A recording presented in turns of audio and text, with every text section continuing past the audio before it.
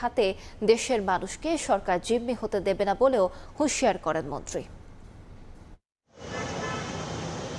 জ্বালানি তেলের দাম বাড়লে বাড়ে পরিবহন খরচ, যার প্রভাব পড়ে নিত্যপণ্যের বাজারেও। মধ্যপ্রাচ্যে যুদ্ধের কারণে দেরিতে হলেও দেশে বেড়েছে ডিজেল, পেট্রোল, অকটেনের দাম। তারপর থেকে জনমনে নতুন উদ্বেগ, বাজারে দ্রব্যমূল্যেও পড়তে পারে প্রভাব। মঙ্গলবার বিকেলে বাণিজ্য মন্ত্রণালয়ের দ্রব্যমূল্য সংক্রান্ত টাস্কফোর্স বিষয়ক সভায় আলোচনা হয় পণ্যের আমদানি, মজুদ, সরবরাহ নিয়ে। জ্বালানি তেলের বাজার মূল্যের প্রভাব ও সরকারের পদক্ষেপ নিয়েও আলোচনা হয়।